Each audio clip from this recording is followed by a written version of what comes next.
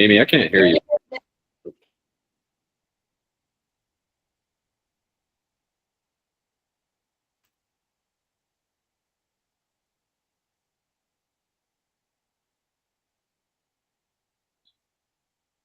Could other people hear her, or was that just me? No. No. Oh, no.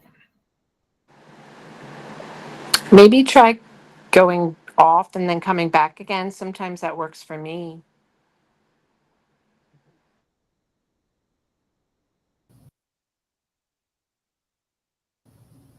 Yeah, she just left.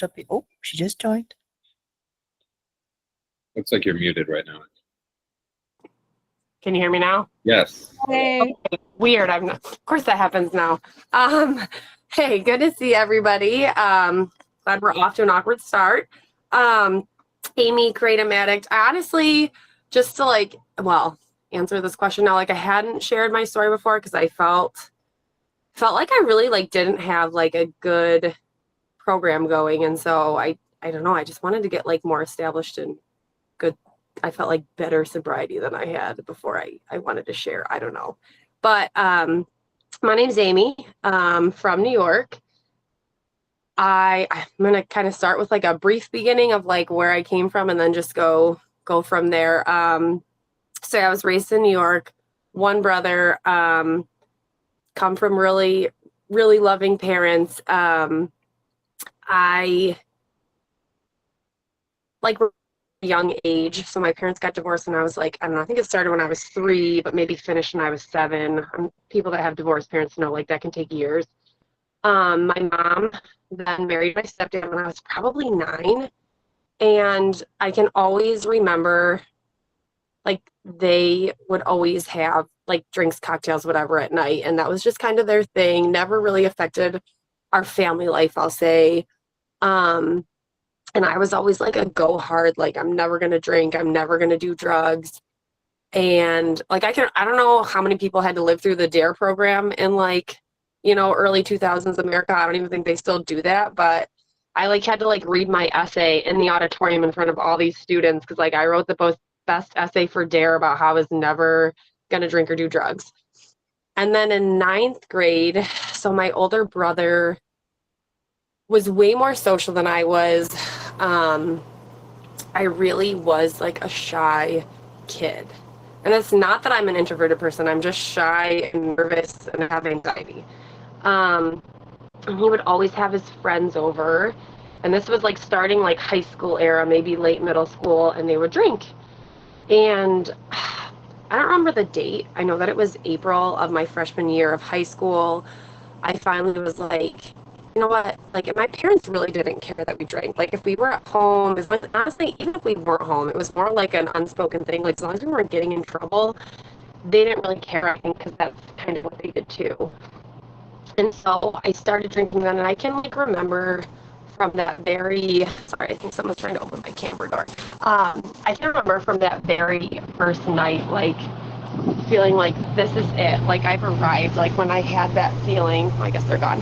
When I had that feeling, I was this is what I've been waiting for. This is my social lubricant that I needed.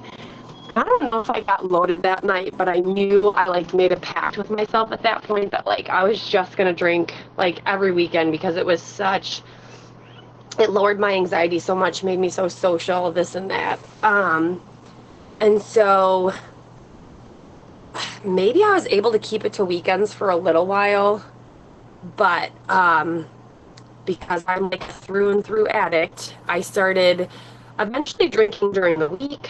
My parents always had liquor in the house, and obviously it eventually got to a point where they were getting upset. I was constantly taking their liquor, so I was having issues at home.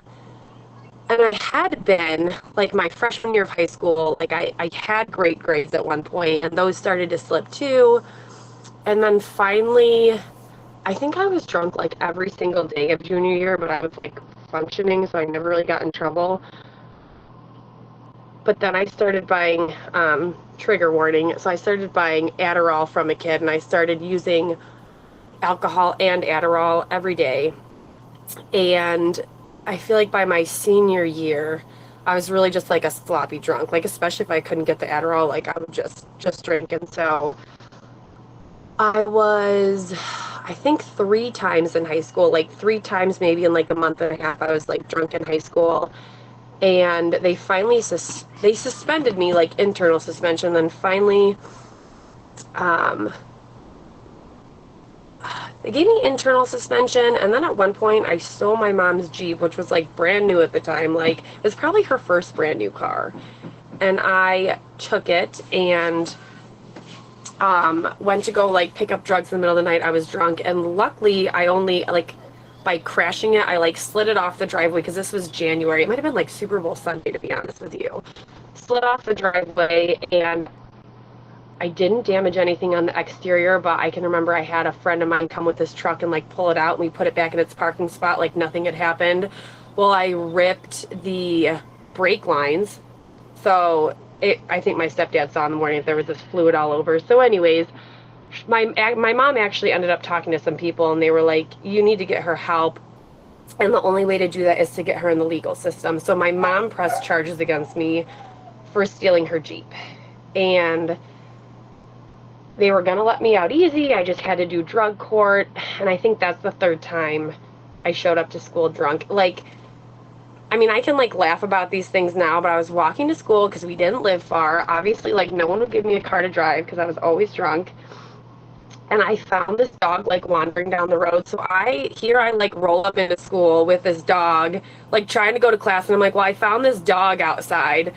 And that's when they were just like, she's drunk, like she needs to get out of here. And so because that happened, I like think I failed out of drug court, I guess, and went home that day because they sent me home, got loaded, so loaded that they took me to the hospital. My dad took me to the hospital, and I don't remember much. I remember waking up, trying to rip out the IVs they had in me, and like looking at my dad, who was like sitting across this ER room from me, saying horrible things. Like the only thing I specifically remember saying is like, my children will never know who their grandfather is, which is not comical, but like all my kids are sitting outside with my dad right now. So I was a mess. I was a hateful, drunk mess. And I think I was just so far in my addiction, like I felt justified. Like when you're that deep in addiction, like your version of reality seems so real. And then it was, I felt like I had this horrible upbringing, and like,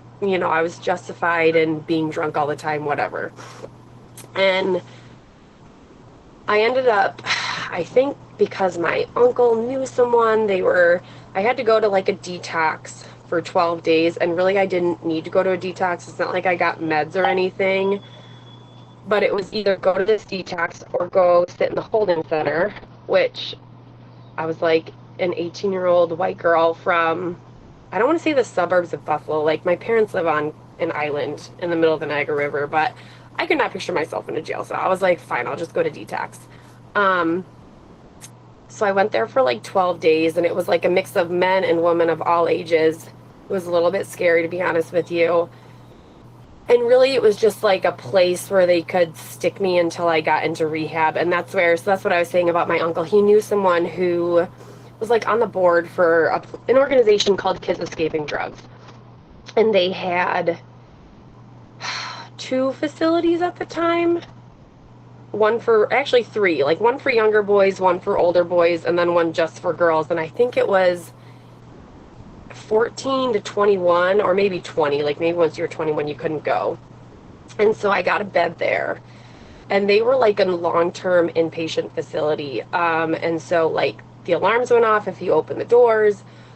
But I will say, overall, like looking back, this was like the Taj Mahal of rehabs. I mean, I ended up being there from June 9th until August 13th of the next year. So I was there for 10 months, and I really kind of reset my whole life. Like I learned a lot in there. I'm not going to sit here and say I think I had like the best counselor, because honestly, she was really harsh, but I stayed there for 10 months and worked the steps, got a sponsor, went to a lot of meetings. It was a really nice facility. It was really clean. They took us out all the time. And like some of a lot of the people I knew in there have since relapsed. A few have passed away, and there's a few that are still around, I think, doing well, that I connect with on Facebook and this and that. So, got out, and at this point, like, I think I had to, like, take all my final exams for high school and stuff in this rehab because it was June 9th, so, like, school hadn't finished yet. And then I had to figure out, like, at that point, I knew I wanted to go to college, so my parents didn't have money to pay for it. I didn't want to figure out student loans, so I ended up applying for the military, got an ROTC scholarship with the Navy, and I went to school in Vermont. And all this time, staying sober, still going to meetings regularly. I feel like meetings really kind of started to drop off for me when I was in college, and to be fair, I was busy, and I went to college in Vermont, which is super rural for anybody that hasn't been there. So there were like 2 meetings a week in town, and I didn't get a car till my sophomore year. So, I mean, I could walk there, to be fair. I just started going to less meetings. It wasn't like I was going to 3 to 5 a week like I used to. I met my husband when I was in college. We got married my junior year, and like, gosh, I graduated college in 2015, and like that following September, I had my first kid. And then we moved, so we were both in the military, and we ended up getting moved from New York, and then we were in Charleston, and then finally we settled down in Virginia. We were there for 6 years. And I think I already was starting to get like that ego of like, well, I really don't need meetings. Like, I'm only doing them here and there, and I'm still staying sober regardless.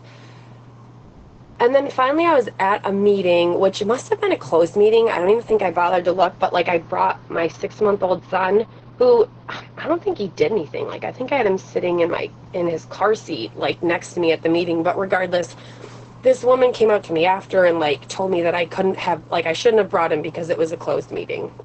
And that really turned me off. And then I seriously think that was like the last meeting that I went to. And once again, like at this point, I'm like starting to get into the pormies of like, I feel justified. I'm like, what am I supposed to do?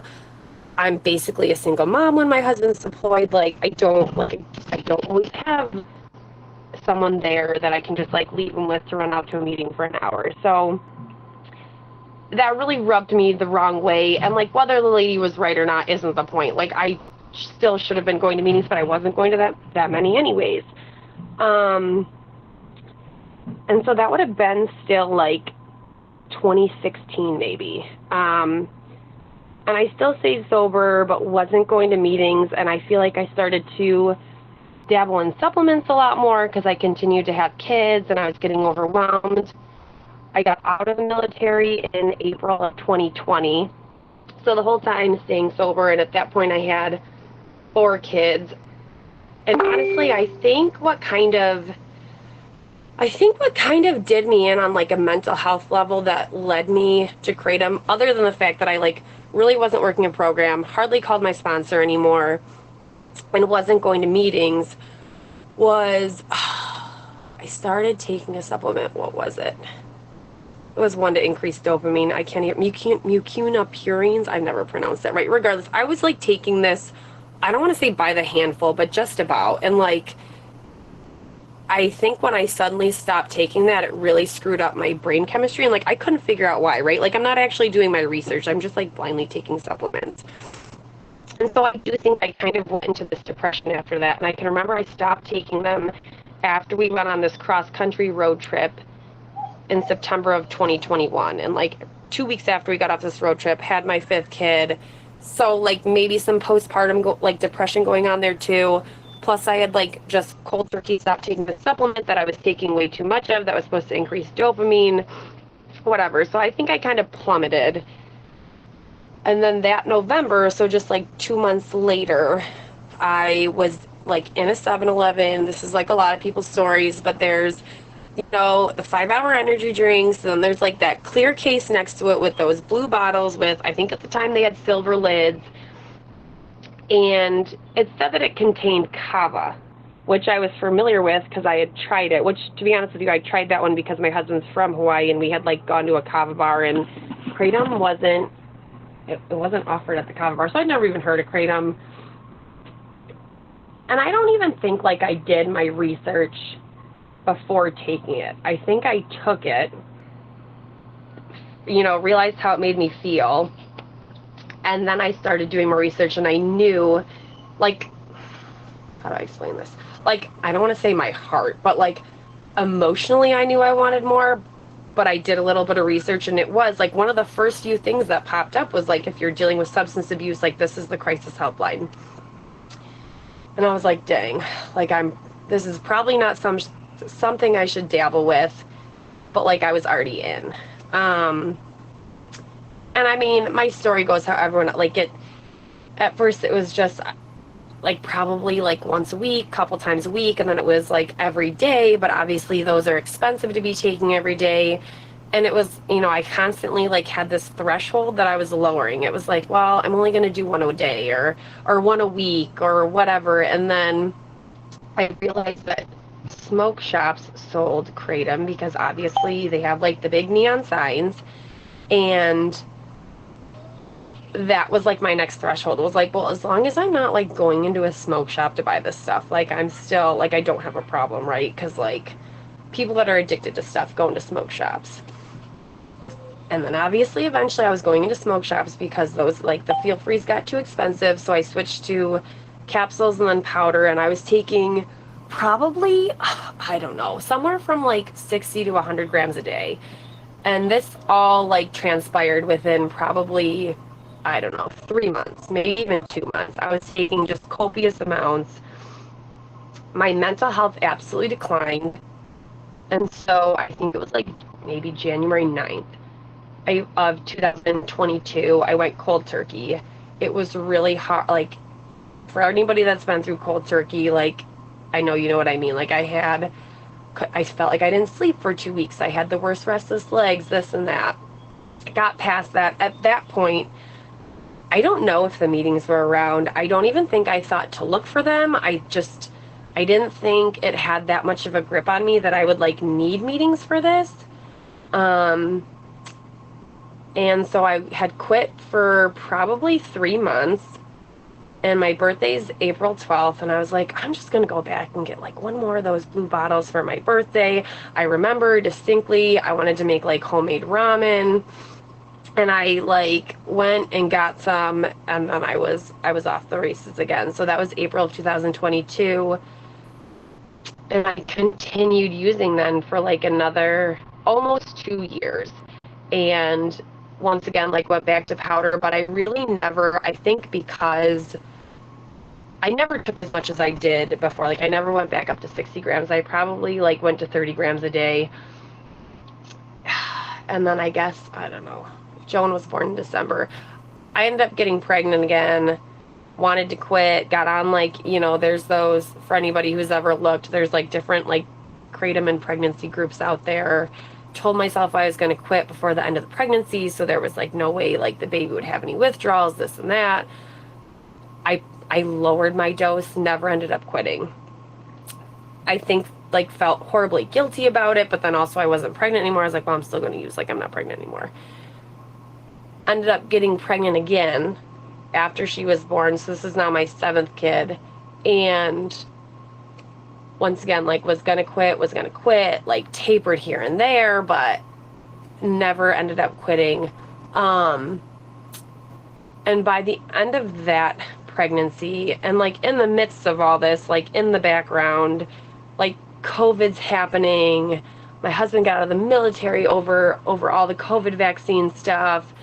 And so like then we're looking for jobs and we're moving back to New York, and everything was just really stressful. And I know that COVID just sucked for a lot of people. So all this is happening. And then I had my 7th kid, and she was born, Mary was born January 29th of 2024. And I was just so defeated at that point. I think I felt like a complete failure and like the biggest like shit mom for having had 2 kids. And like I will say, like, did they go through withdrawals? I don't know, but like every twitch, every sneeze, like you're looking for it at that point, right? Because you're like, anything that they do that seems the least bit abnormal is probably withdrawal, and it's my fault. And so that really made the pregnancies so miserable. And I feel like it made like the first couple weeks after they delivered so miserable. And every time the midwife comes to visit, like, you're like, oh my gosh, like, are they going to pick up on this and start doing I think it's NAS scoring is what they do for babies going through withdrawal. I can't remember the right acronym. Either way, it was just an awful feeling. And like for people that have had kids, like ideally like birth and postpartum should be like this beautiful experience. And for me, it was like totally anxiety ridden, totally miserable. And it was my own fault. But I had tapered down by the end of that pregnancy. And so I was probably only at like 10 grams. And so after she was born, I can just remember like I went like one day I had 10, the next day I had 9, and then 8, and then 7 grams. And then finally I got down to 3 and I just stopped taking it. And I might have had like 1 or 2 hot flashes. Like I didn't have a bunch of physical withdrawals because I was taking so much less. And so like that aspect was a relief because I remembered how bad the restless legs were and everything. So I didn't really have a lot of physicals, but like mentally I was just crushed. And my husband had gone out of town like a week later to go pick a friend up from Virginia who was going to come help us. She was like a teenager. She couldn't drive. So he went down to Virginia to go. I think they met halfway. Either way, I think I was 6 days off, maybe 4. I found these meetings. And I think finding these meetings and like realizing, like the meetings were what made me realize like maybe I can do this. Like maybe I can actually stay off this stuff this time. And this was way back, like it's like a throwback to like the Dobie meetings with Charlie, you know? And so like those made me realize like maybe I can actually do this. And so I called my husband because I did not have the guts to say it to his face. But I just told him, I was like, you know how I quit that stuff like whatever it was 2 years ago. And he's like, yeah. I was like, I relapsed on that like 3 months later. I've been taking it the whole time. I quit 6 days ago. I feel absolutely awful.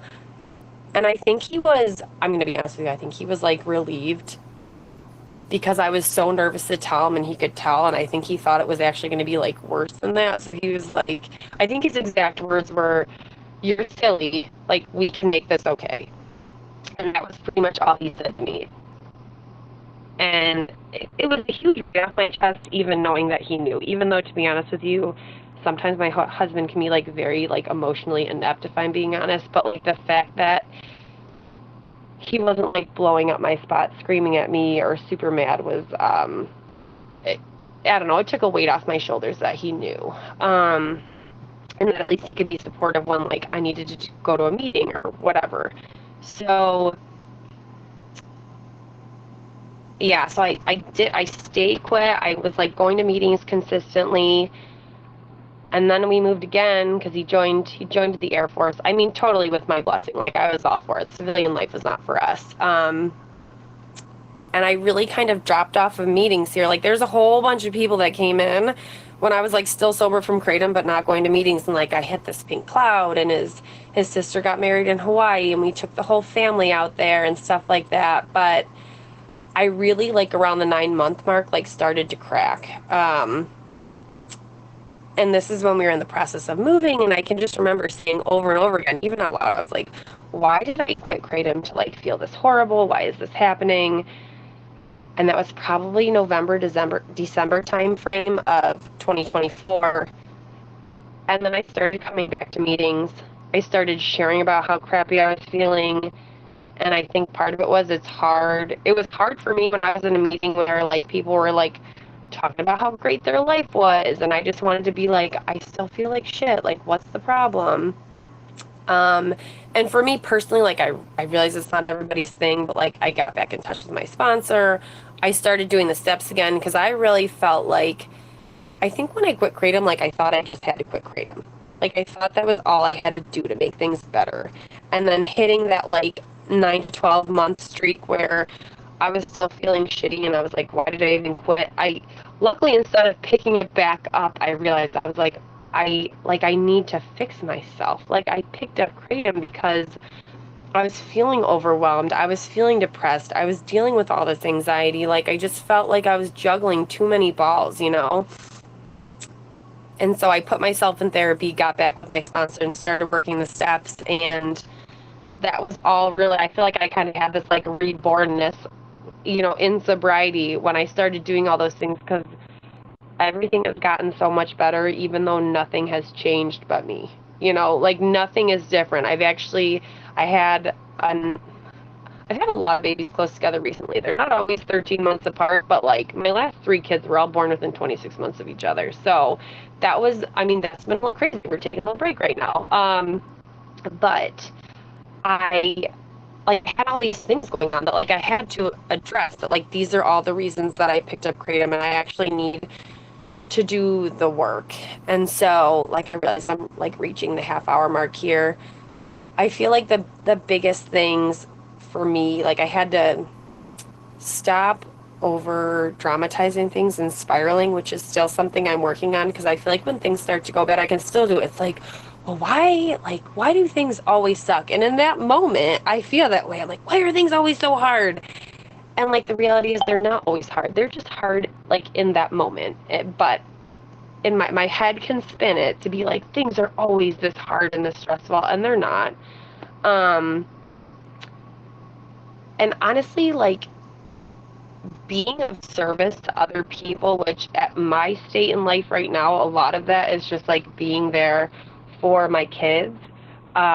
You know, because when I was on Kratom, I've said this before, like I was a horrible mom. My oldest son, who is turning 10 in September, like I would wake up in the morning and you're feeling that withdrawal and like you get that dose in, but it hasn't kicked in. I'd be like, Frank, can you just like turn on Netflix and get the kids some cereal? And like he would.